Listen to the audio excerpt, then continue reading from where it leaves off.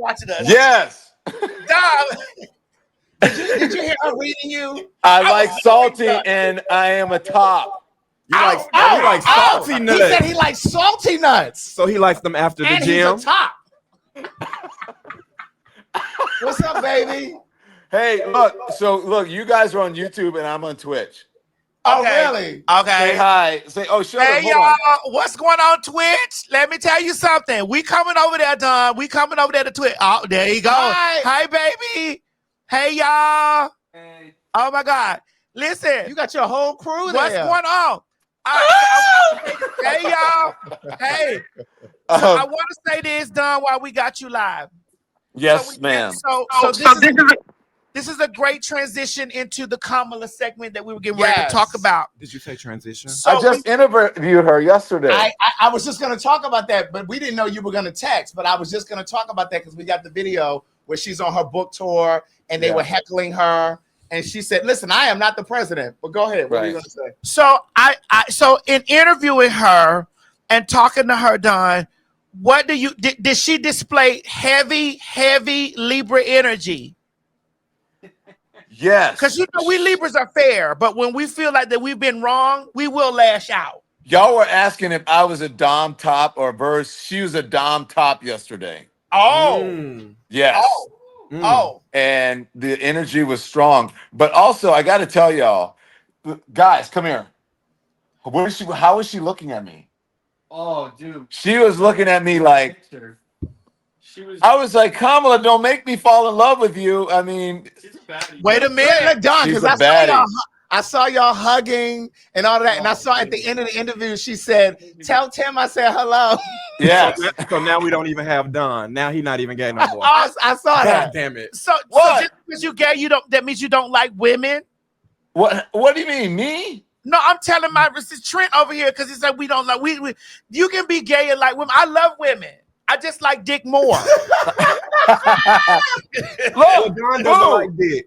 Maddie, I started with women. And I might finish. Who knows? I'm just saying. My God today. Wow. My God today. Look, I just tell you, after I'm a man of a certain age, and sometimes you just got to do what you got to do. And Don, you're rich. Let me tell you something. So I'm guys, rich. yeah. So listen. So we were out. So Don came out to the show in New York. We loved Don. We gave Don. We loved Don. Anytime we're in New York City, Don is our premier guest. I'm coming. So Don was drunk. Laverne was drunk. We were all drunk. We were all toasted, right? Having a good time. No, Laverne was fucked up. Yeah. But Laverne was say this. not even tipsy. She was, yes. She was. Thank you for corroborating what I said. But I want to say this. This is the Don that I love. I love you. And of course I know you worked for CNN and it's different when you're working for a corporate company. I absolutely adore your content because you still bring the professionalism, the journalism and all of that stuff. But I love how you're able to just be everyday, like everyday American, everyday black man, everyday black gay man. And you just say the things that the people want to hear you say. You know what I mean? I love that. You know why I do that? Because I'm rich. That part. And you know what? When you text me the other day, say hi, friend. I was like, "What's up, Don?" I love the fact. What's up, Don? So Don, we've been like when we like the last couple of shows when we've been talking about you. Like we use some of your footage to talk about. Do. And so we've been saying that people who are black people that either are queer or adjacent that need to be protected. You are at the top of the list. Mm-hmm. Jasmine Crockett is at the top of the list. Mm-hmm. But we say like black people that need to be protected at all costs. I, as your good sister, have a question. Yes, when you're out on the street and you're interviewing all of those people and you're talking to people who recognize you and then some that don't, how do you what precautionary methods do you have in place for your protection? Because I was wondering if you move around with security when you're out there. Okay, so here's the deal. I didn't have to before. I had security when I was at CNN because I mean, quite honestly, I had death threats. Right, I couldn't take public transportation because I like to be amongst the people. I love to take the subway. And I know people think that's weird, but I like to. It's the fastest way from point A to point B. Plus, you Yeah. get a vibe of the city and people and what's going on. And so, for the last 4 or 5 years when I was at CNN, I couldn't. And so that's why I moved from Harlem because, my show was at 10 o'clock at night and I would spend like 2 hours in traffic getting to work. So I moved to Hudson Yards, right where CNN was. But so I had security then. CNN had to outfit my house with security because of the death threats. I still get letters in the mail updating me on people who have, been incarcerated for threatening me or CNN or whatever. They'll say, Bob Williams is being moved to another facility or he has a hearing date on this date. And so I get that from the Department of Justice ever so often. But then that sort of went away when I left CNN. Yeah. But now with this sort of social media forward thing that I have, everybody recognizes me because I'm in their pocket. More Yeah. people than when I was on CNN. Yeah. I Because saw you. everybody has a phone, everybody's got TikTok or they got Instagram or they Facebook or whatever. And I'm on all those platforms. Yeah. And so now when I'm out, people recognize me, and that means even the haters because they watch as well. Right. So now I have security. So I had And, a Chicago police officer with me this weekend, and then when I'm in New York, if I go out on the streets, I'll have security as well. But usually, if I'm running around, I run around, like this right. with a hat in the city, some sunglasses, and then because I don't like to do that, but it may be getting to a point where I need to have it more often. Yeah. Yeah. It's interesting that you say that because Or I'll wear 99J on the subway. And nobody's in there. it's interesting that you say that because I saw one of your clips the other day where you were saying you kind of suggested that there are people who follow you now and they call you TikTok guy. They didn't even Yeah. know you from CNN. No, they don't. It used to be. I mean, people still do it.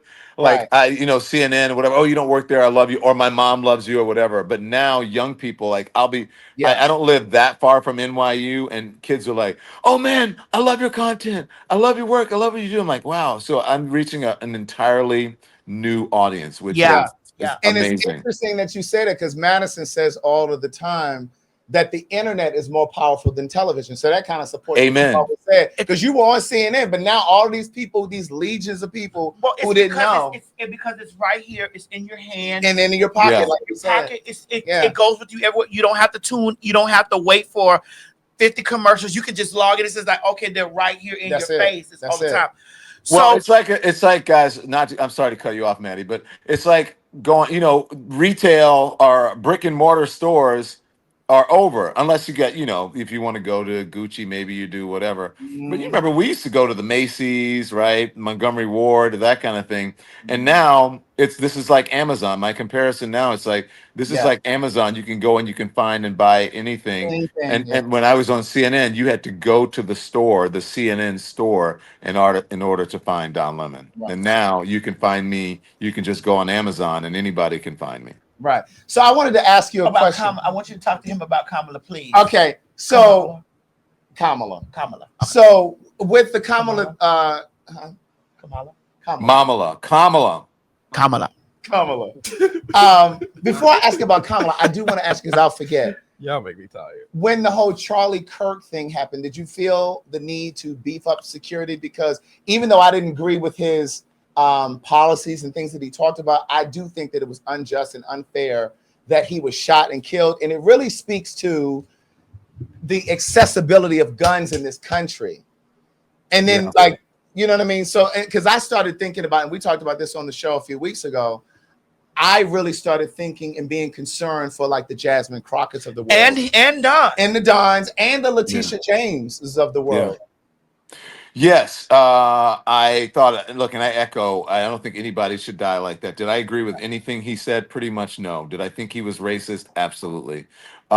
Did I think that he was doing, training young people in harmful ways? Absolutely. But I don't think anybody should die like that. And I also believe, because I feel that way, that people should try to cancel me or say disparaging things. You can say whatever you want. That's my First Amendment right to be able to say that.